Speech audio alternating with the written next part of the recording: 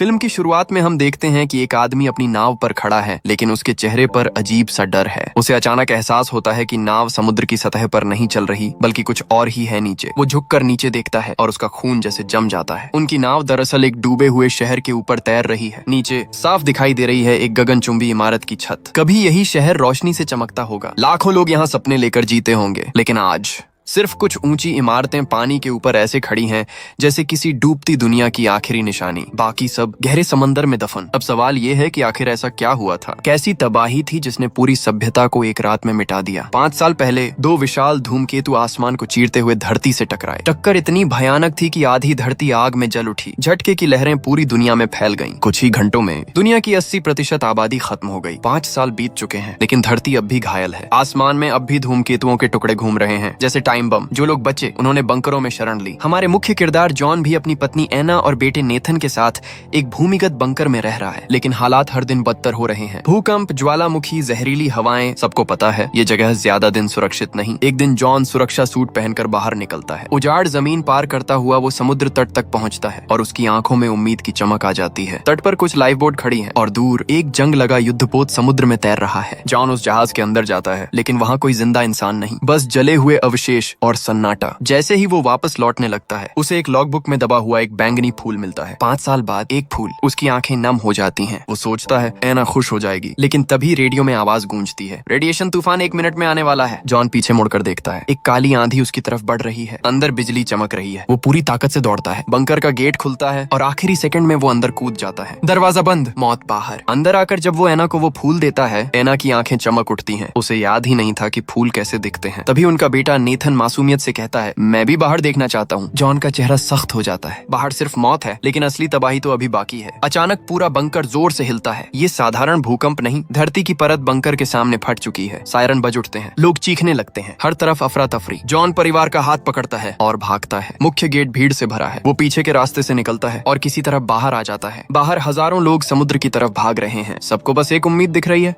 Life boat. पहली नाव भीड़ से पलट जाती है। जॉन समझ जाता है यहाँ रुकना मौत है। वो दूसरी नाव की तरफ दौड़ता है। रास्ते में अपने दोस्त को बचाता है, लेकिन उसका खुद का मास्क छिन जाता है। फिर भी वो परिवार के साथ नाव में चढ़ जाता है। अंदर से आवाज आती है, दरवाजा बंद करो। दरवाजा बंद हो जाता है। बाहर सैकड़ों लोग रह जाते हैं। तभी नेथन पीछे इशारा करता है। समुद्र से दर्जनों मीटर ऊंची पानी की दीवार उठ रही है। लोग भागते हैं, लेकिन देर हो चुकी है। वो लहर एक दानव की तरह तट पर टूटती है और सब कुछ बहा ले जाती है। नाव हवा में उछलती है। सब कुछ घूमने लगता है और यहीं से शुरू होती है उनकी असली जंग, जिंदा रहने की जंग। लहरों के कई जोरदार थपेड़ों के बाद आखिरकार नाव संभलती है। अंदर बैठे लोग दीवारों से टिके हाँफ रहे हैं। किसी को समझ नहीं आ रहा वो जिंदा कैसे बचे। जॉन धीरे से उठता है, दिशा देखने की कोशिश करता है। वो कहता है, अगर हम दक्षिण पूर्व की तरफ बढ़ें तो शायद 1 हफ्ते में लंदन पहुंच सकते हैं, लेकिन 1 हफ्ता इस अंतहीन समुद्र में, इस तंग और बंद केबिन में आसान नहीं होने वाला। जॉन एयर क्वालिटी मीटर निकालकर हवा जांचता है और पहली बार एक अच्छी खबर मिलती है। हवा सांस लेने लायक है। लोग डरते डरते मास्क उतारते हैं। 5 साल बाद ताजी हवा फेफड़ों में जाती है, लेकिन किसी के चेहरे पर मुस्कान नहीं है। आइसलैंड पूरी तरह गायब हो चुका है। समुद्री धाराएं बदल चुकी हैं। कोई नहीं जानता वो सच में लंदन पहुंच भी पाएंगे या नहीं। रात को जॉन सो नहीं पाता। हर थोड़ी देर में आंख खोलकर चारों तरफ देखता है। उसे डर है कहीं अगली मुसीबत अचानक ना आ जाए। और अगली सुबह वही होता है। नाव अचानक रुक जाती है। इंजन जवाब दे चुका है। खुले समुद्र में रुकना मतलब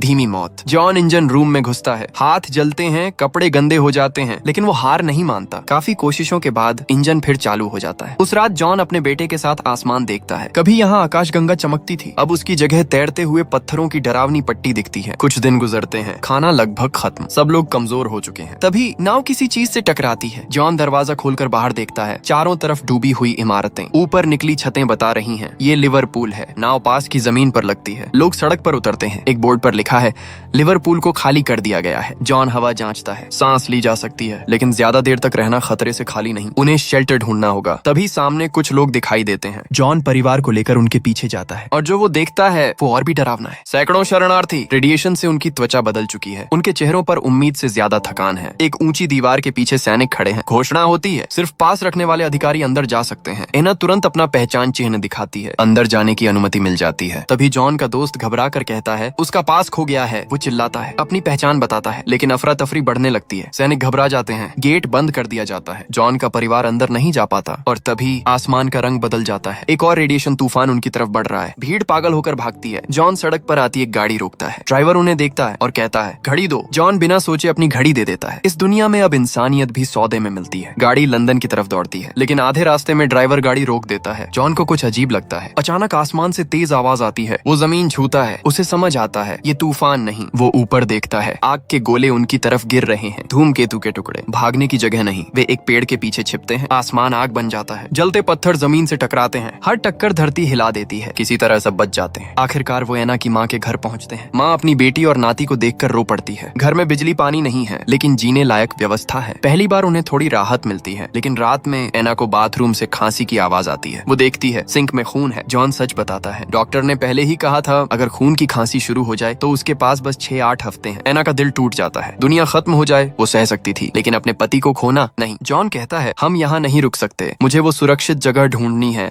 जहाँ तुम और हमारा बेटा जिंदा रह सको। अगली सुबह वे विदा लेते हैं। एना की माँ जॉन को एक पिस्तौल देती है। मेरी बेटी और बच्चे का ख्याल रखना। वे फिर निकल पड़ते हैं। रात में अचानक गोली चलती है। ड्राइवर सीट पर बैठा आदमी वहीं गिर जाता है। कुछ लुटेरे अंधेरे से चिल्लाते हैं गाड़ी छोड़ दो। जॉन पिस्तौल निकालता है, फायर करता है। एक गिर जाता है, दूसरा छिप जाता है। जॉन निशाना साधता है, ट्रिगर दबाता है, लेकिन गोली खत्म। उसी पल एना झुकी हुई लाश से बंदूक उठाती है। एना ट्रिगर दबाती है और आखिरी लुटेरा भी गिर जाता है। तीनों कुछ सेकंड तक वहीं खड़े रहते हैं, जैसे यकीन ही नहीं हो रहा कि वो फिर से बच गए। अगली सुबह वो अपने साथ सफर कर रही उस लड़की को दफनाते हैं जो हमले में मारी गई थी। मिट्टी डालते वक्त कोई कुछ नहीं बोलता। अब आंसू भी जैसे सूख चुके हैं। फिर वो कार लेकर आगे बढ़ते हैं, एक अनजान मंजिल की तरफ। काफी देर पहाड़ी रास्तों पर चलने के बाद अचानक सामने गाड़ियों की लंबी कतार दिखती है। जॉन नीचे उतरता है और सामने का नजारा देखकर उसकी सांस अटक जाती है। पूरी सड़क के बीचों बीच धरती फट चुकी है। एक विशाल दरार जो दोनों तरफ गहरी खाई बन चुकी है। आगे जाने का सिर्फ एक रास्ता है, चट्टानों के बीच बंधी एक अस्थायी रस्सी वाली सीढ़ी। हवा तेज होने लगी है। जॉन पहले उतरता है। वो नेथन से कहता है नीचे मत देखना, बस मेरे पीछे आना। लेकिन जैसे ही वो रस्सी पर कदम रखता है, डर उसके सीने को जकड़ लेता है। एना पीछे पीछे कांपते हुए चलती है। उसके होठों से दबी हुई चीख निकलती है। तभी अचानक तेज झोंका आता है। तीनों हवा में झूल जाते हैं। नीचे गहरी खाई, ऊपर चीखती हवा। कुछ सेकंड जो घंटों जैसे लगते हैं। हवा धीमी पड़ती है। वो तेजी से आगे बढ़ते हैं और आखिरकार दूसरी तरफ पहुंच जाते हैं। लेकिन असली परीक्षा अभी बाकी है। आगे एक और भी कमजोर सीढ़ी है। इस बार खड़े होकर नहीं, पेट के बल रेंगते हुए जाना होगा। तीनों धीरे धीरे बढ़ते हैं। हर हलचल पर लकड़ी चरमराती है। तभी अचानक धरती फिर कांपती है। दूसरी तरफ की सीढ़ी हिलती है। एक आदमी घबराकर पास वाले को धक्का देता है। वो सीधे खाई में गिर जाता है। वो आदमी अब जॉन की सीढ़ी की तरफ बढ़ता है। जॉन फौरन नेथन को पकड़ लेता है। एना भी मदद करती है। तीनों पूरी ताकत से आगे बढ़ते हैं और जैसे ही वो किनारे पहुंचते हैं, पीछे की पूरी संरचना ढह जाती है। अगर एक सेकंड भी देर होती, सब खत्म। घंटों चलने के बाद उनके सामने सिर्फ जली हुई धरती है। कोई हरियाली नहीं, कोई उम्मीद नहीं। तभी एक हथियारबंद आदमी सामने आता है। जॉन हाथ ऊपर करता है, अपना परिचय देता है। आदमी सुनता है और हथियार नीचे कर देता है। वो उन्हें अपने गुप्त ठिकाने ले जाता है। वो अब उत्तरी फ्रांस के एक इलाके में है। वो आदमी बताता है एक जगह है ज्वालामुखी का क्रेटर, वहाँ अब भी जिंदगी है, लेकिन पहुँचना आसान नहीं। वो एक फोटो देता है, इसे चेक पोस्ट पर दिखाना, यही तुम्हारा पास है। फिर वो कहता है मेरी बेटी कैमिल को भी साथ ले जाओ, वहीं उसका भविष्य है। एना मान जाती है। सफर फिर शुरू होता है, लेकिन जॉन की खांसी अब और बढ़ गई है। रास्ते में सशस्त्र सैनिक मिलते हैं। कैमिल फ्रेंच में समझाती है। सैनिक मदद करने को तैयार हो जाते हैं। रात में वो उन्हें युद्ध क्षेत्र के किनारे से निकालते हैं। चारों तरफ गोलियों की आवाज, गोले फटते हैं, मिट्टी उड़ती है। जॉन नेथन का हाथ कसकर पकड़े रहता है। किसी तरह वो आगे बढ़ते हैं। सुबह तक एक कैंप पहुंचते हैं, लेकिन फोटो वाला अफसर मारा जा चुका है। काफी विनती के बाद एक कमांडर दया दिखाता है। वो एक बस की तरफ इशारा करता है, इससे जाओ, ये तुम्हें क्रेटर तक पहुंचा देगी। बस चल पड़ती है। जॉन खिड़की से बाहर देखता है। उसकी बस एक ही ख्वाहिश है, मरने से पहले परिवार को सुरक्षित देखना। लेकिन रास्ते में धमाका होता है। लुटेरे हमला कर देते हैं। बस के अंदर अफरा तफरी, 2 गोलियों की आवाज। कुछ देर बाद जॉन बाहर निकलता है। एना राहत की सांस लेती है, लेकिन जॉन लड़खड़ा रहा है। उसके पेट से खून बह रहा है। वो मुस्कुरा कर कहता है मैं अभी जिंदा हूँ, चलो। एना ड्राइविंग सीट संभालती है। गाड़ी आगे बढ़ती है। आखिरकार एक जगह सड़क खत्म हो जाती है। अब पैदल जाना होगा। वे जॉन को सहारा देकर पहाड़ चढ़ते हैं। लंबी चढ़ाई के बाद वे शिखर पर पहुंचते हैं और सामने का दृश्य जैसे किसी और दुनिया का हो। हरे पेड़, नीला साफ पानी, धूप में चमकता झील, जैसे दुनिया कभी खत्म ही नहीं हुई। चारों की आंखों में पहली बार सच्ची मुस्कान आती है। लेकिन उसी पल जॉन के कदम डगमगाते हैं। वो जमीन पर गिर पड़ता है। उसकी सांसें भारी हो चुकी हैं। वो एना और नेथन की तरफ देखता है, कमजोर मुस्कान के साथ। अब तुम सुरक्षित हो। उसकी उंगलियां ढीली पड़ जाती हैं। एना उसे सीने से लगा लेती है। आंसू बहते हैं, लेकिन इस बार दर्द के साथ गर्व भी है। जॉन चला गया, लेकिन अपने परिवार को जिंदगी दे गया। कैमरा धीरे धीरे उस हरे भरे क्रेटर पर घूमता है। तबाही के बीच यही एक नई शुरुआत है। अगर तुम्हें ये मूवी पसंद आई हो तो इसे अपने दोस्तों के साथ जरूर शेयर करो। वीडियो को लाइक करो और चैनल को सब्सक्राइब करना मत भूलना। चलो मिलते हैं अगली कहानी में।